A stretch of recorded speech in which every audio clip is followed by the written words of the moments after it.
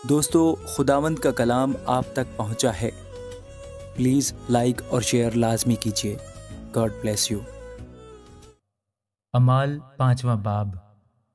اور ایک شخص حنانیہ نام اور اس کی بیوی سفیرہ نے جائیداد بیچی، اور اس نے اپنی بیوی کے جانتے ہوئے قیمت میں سے کچھ رکھ چھوڑا اور ایک حصہ لا کر رسولوں کے پاؤں میں رکھ دیا۔ مگر پطرس نے کہا، اے حنانیہ، کیوں شیطان نے تیرے دل میں یہ بات ڈال دی کہ تو روح القدس سے جھوٹ بولے اور زمین کی قیمت میں سے کچھ رکھ چھوڑے؟ کیا جب تک وہ تیرے پاس تھی تیری نہ تھی، اور جب بیچی گئی تو تیرے اختیار میں نہ رہی؟ تو نے کیوں اپنے دل میں اس بات کا خیال باندھا؟ تو آدمیوں سے نہیں بلکہ خدا سے جھوٹ بولا۔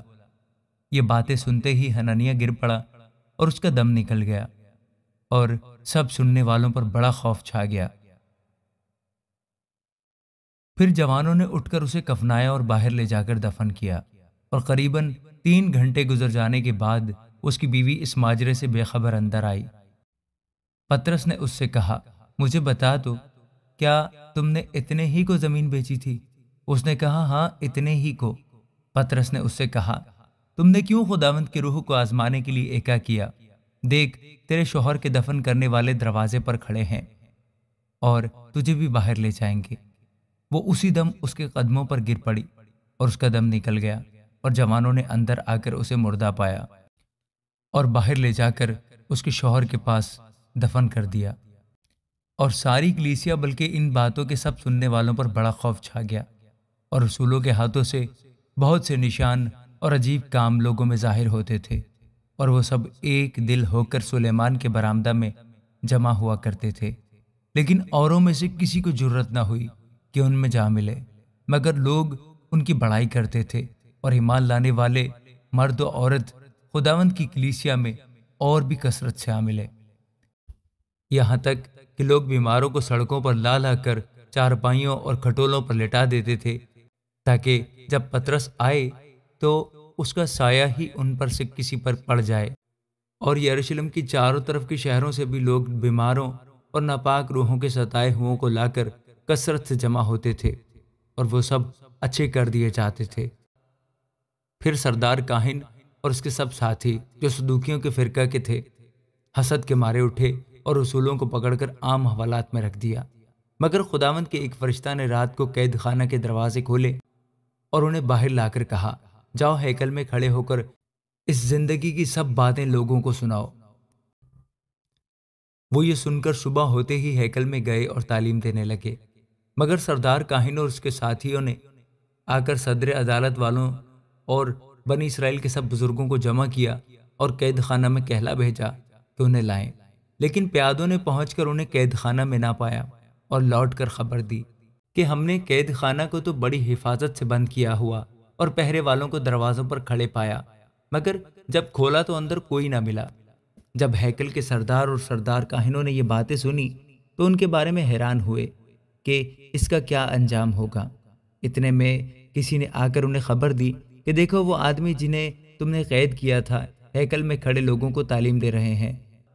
تب سردار پیادوں کے ساتھ جا کر انہیں لے آیا، لیکن زبردستی نہیں، کیونکہ لوگوں سے ڈرتے تھے کہ ہم کو سنسار نہ کریں۔ پھر انہیں لا کر عدالت میں کھڑا کر دیا، اور سردار کاہن نے ان سے یہ کہا کہ ہم نے تو تمہیں سخت تاکید کی تھی کہ یہ نام لے کر تعلیم نہ دینا، مگر دیکھو، تم نے تمام یروشلم میں اپنی تعلیم پھیلا دی اور اس شخص کا خون ہماری گردن پر رکھنا چاہتے ہو۔ پطرس اور رسولوں نے جواب میں کہا کہ ہمیں آدمیوں کے حکم کی نسبت خدا کا حکم ماننا زیادہ فرض ہے۔ ہمارے باپ دادا کے خدا نے یسوع کو جلایا، جسے تم نے صلیب پر لٹکا کر مار ڈالا تھا۔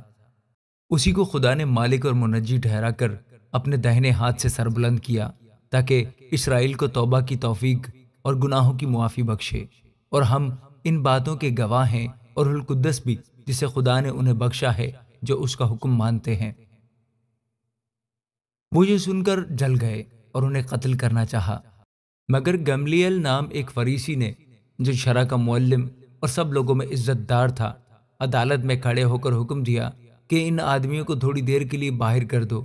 پھر ان سے کہا کہ اے اسرائیلیو، ان آدمیوں کے ساتھ جو کچھ کرنا چاہتے ہو ہوشیاری سے کرنا، کیونکہ ان دنوں سے پہلے تھیوداس نے اٹھ کر دعویٰ کیا تھا کہ میں بھی کچھ ہوں، اور تخمیناً 400 آدمی اس کے ساتھ ہو گئے تھے، مگر وہ مارا گیا اور جتنے اس کے ماننے والے تھے سب پراگندہ ہوئے اور مٹ گئے۔ اس شخص کے بعد یہودا گلیلی اسم نویسی کے دنوں میں اٹھا اور اس نے کچھ لوگ اپنی طرف کر لیے، وہ بھی ہلاک ہوا اور جتنے اس کے ماننے والے تھے سب پراگندہ ہو گئے۔ پس اب میں تم سے کہتا ہوں کہ ان آدمیوں سے کنارہ کرو اور ان سے کچھ کام نہ رکھو، کہیں ایسا نہ ہو کہ خدا سے بھی لڑنے والے ٹھہرو، کیونکہ یہ تدبیر یا کام اگر آدمیوں کی طرف سے ہے تو آپ برباد ہو جائے گا، لیکن اگر خدا کی طرف سے ہے تو تم ان لوگوں کو مغلوب نہ کر سکو گے۔ انہوں نے اس کی بات مانی اور رسولوں کو پاس بلا کر ان کو پٹوایا اور یہ حکم دے کر چھوڑ دیا کہ یسوع کا نام لے کر بات نہ کرنا۔ پس وہ عدالت سے اس بات پر خوش ہو کر چلے گئے کہ ہم اس نام کی خاطر بے عزت ہونے کے لائق تو ٹھہرے، اور وہ ہیکل میں اور گھروں میں ہر روز تعلیم دینے اور اس بات کی خوشخبری سنانے سے کہ یسوع ہی مسیح ہے باز نہ آئے۔ آمین۔ دوستو، خداوند کا کلام آپ تک پہنچا ہے، پلیز لائک اور شیئر لازمی کیجیے۔ God bless you. اعمال چھٹا باب۔ ان دنوں میں جب شاگرد بہت ہوتے جاتے تھے تو یونانی مائل یہودی عبرانیوں کی شکایت کرنے لگے، اس لیے کہ روزانہ خبر گیری میں ان کی بیواؤں کے بارے میں غفلت ہوتی تھی، اور ان 12 نے شاگردوں کی جماعت کو اپنے پاس بلا کر کہا، مناسب نہیں کہ ہم خدا کے کلام کو چھوڑ کر کھانے پینے کا انتظام کریں، بس اے بھائیو، اپنے میں سے 7 نیک نام شخصوں کو چن لو جو روح اور دانائی سے بھرے ہوئے ہوں کہ ہم ان کو اس کام پر مقرر کریں، لیکن ہم تو دعا میں اور کلام کی خدمت میں مشغول رہیں گے۔ یہ بات ساری جماعت کو پسند آئی، بس انہوں نے استفنس نام ایک شخص کو جو ایمان اور روح القدس سے بھرا ہوا تھا، فلپس اور پروخنس اور نیکانور اور تیمون اور پرمناس کو اور نیکالاؤس کو جو نومرید یہودی انتاکی تھا چن لیا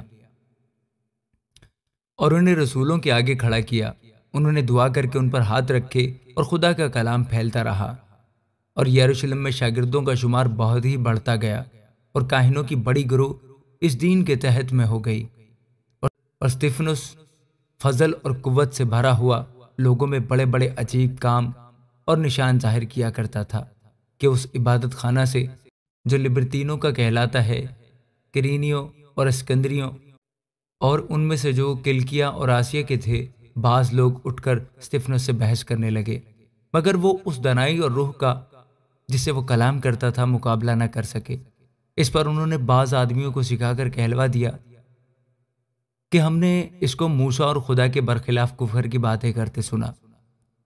پھر وہ عوام اور بزرگوں اور فقیہوں کو ابھار کر اس پر چڑھ گئے اور پکڑ کر صدر عدالت میں لے گئے اور جھوٹے گواہ کھڑے کیے، جنہوں نے کہا کہ یہ شخص اس پاک مقام اور شریعت کی برخلاف بولنے سے باز نہیں آتا، کیونکہ ہم نے اسے یہ کہتے سنا ہے کہ وہی یسوع ناصری اس مقام کو برباد کر دے گا اور ان رسموں کو بدل ڈالے گا جو موسیٰ نے ہمیں سونپی ہیں۔ اور ان سب نے جو عدالت میں بیٹھے تھے اس پر غور سے نظر کی تو دیکھا کہ اس کا چہرہ فرشتہ کا سا ہے۔ آمین۔